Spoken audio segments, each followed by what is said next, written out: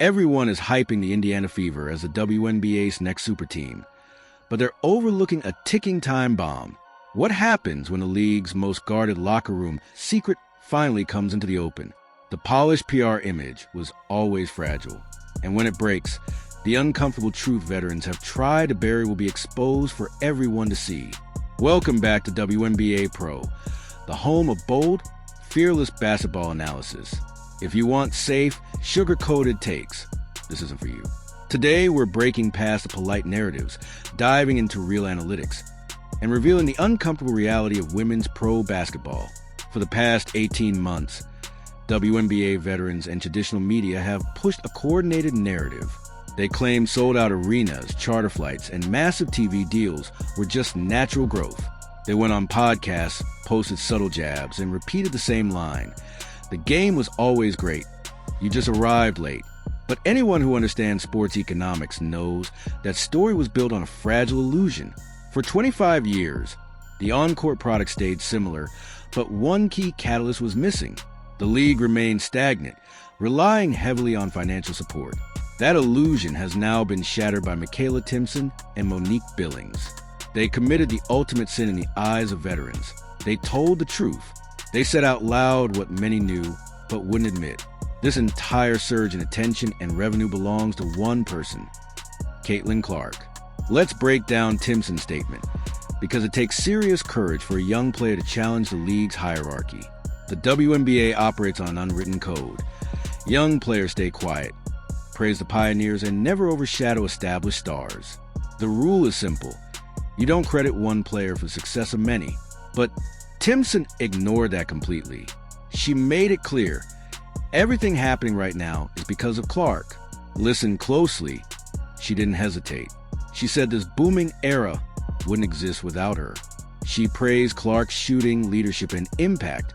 But most importantly, she credited her for the league's financial explosion. This matters even more with the 2026 collective bargaining agreement approaching. Players are fighting for better salaries and revenue sharing.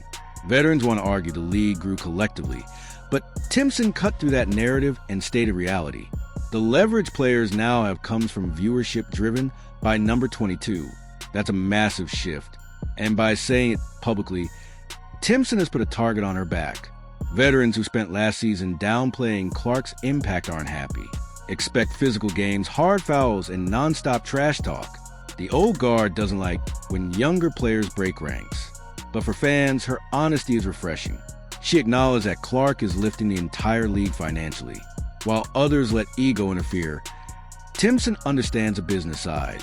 Ignoring Clark's impact is just denial. And it didn't stop there. Monique Billings added another layer to this story. Analysts debated what kind of veteran presence Indiana needed to unlock Clark's full potential. It wasn't just talent. They needed someone without ego. Billings is exactly that. Her arrival is a perfect example of smart roster building. When asked about her free agency decision, she didn't give generic answers.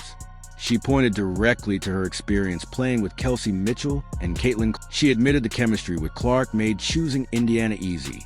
That's huge. A respected veteran chose her team because of Clark's ability. Playing with Clark means experiencing a completely different level of basketball IQ and speed. Last season, many players struggled to keep up. Missed passes, fumble catches, and poor timing. Billings doesn't have that problem. She understands how to read those fast plays and is ready for it. This destroys the narrative that veterans don't want to play with a ball-dominant star. The smartest players absolutely do. They know it improves their performance and chances to win.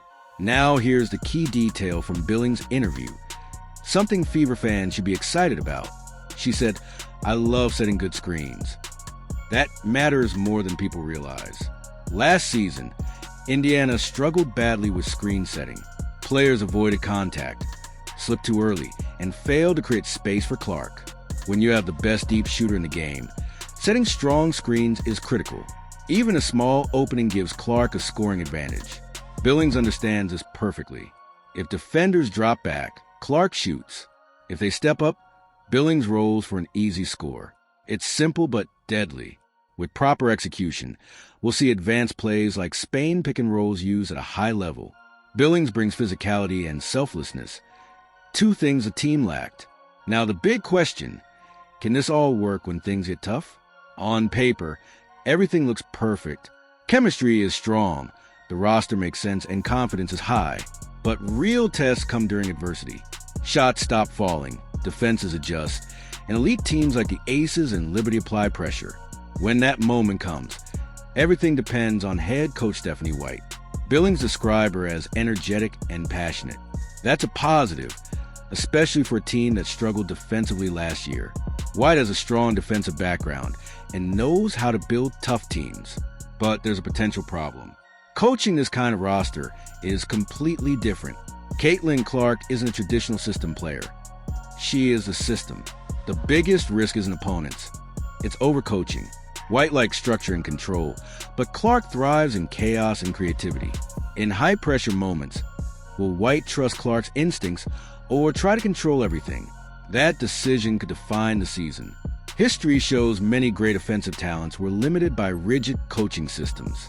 Indiana can't afford that mistake.